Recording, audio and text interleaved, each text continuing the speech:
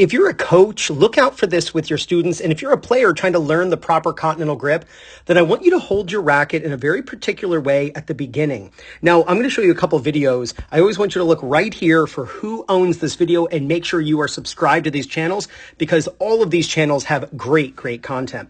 All of their links will be in the description. So here's Shapovalov. He's got the proper continental grip, and that places the base knuckle of the index finger and the heel pad on panel number 2. You'll notice his racket face is open. Most pros at the beginning of their serve, to varying degrees, have their strings facing up. That's because when you hold a proper continental grip, it just naturally positions the racket face open.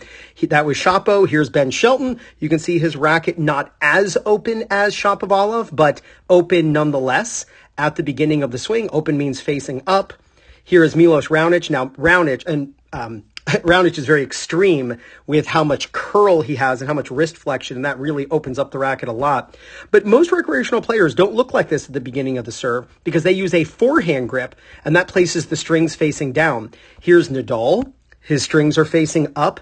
It's so common. You can actually look. Like, let's say you're this guy right here. Wouldn't that be cool if like that guy was watching this video right now?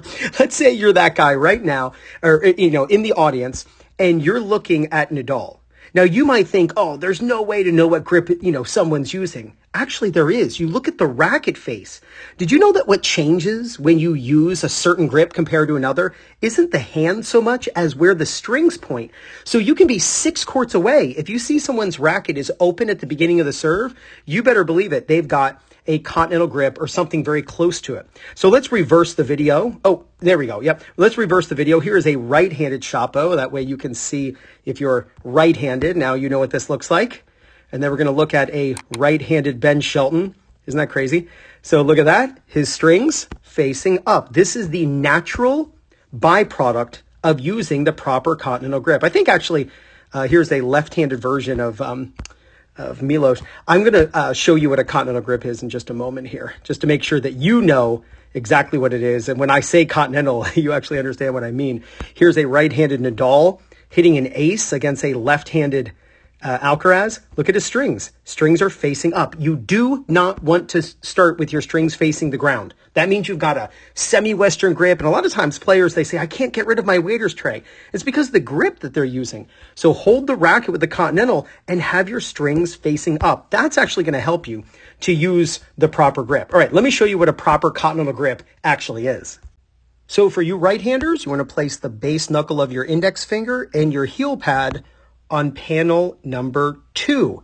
Panel 1 is always on the top, and when you're right-handed, you count to the right. So this is panel 2, 3, 4, you got the idea. So you're going to take your base knuckle and your heel pad and place them on panel number 2. You can see why the racket face will be open around 45 degrees, because this is actually a 45-degree angled panel. And for you lefties, it's the same thing. Base knuckle of your index finger and your heel pad, but your panel 2 is over here because yes, panel 1 is the same right there for righties and lefties, but you're going to count to the left to count your panels. So this is panel 2, 3, 4, you got the idea. So we take the base knuckle for a continental grip. It's the proper grip to use on a serve. Base knuckle and of your index finger and your heel pad on the second panel. So if you're a singles player and you're really frustrated with your strategy because you keep losing to opponents you feel you should be able to beat, like a pusher, then check out the Singles Playbook, where they teach you how to beat the 7 most common playing styles in recreational tennis.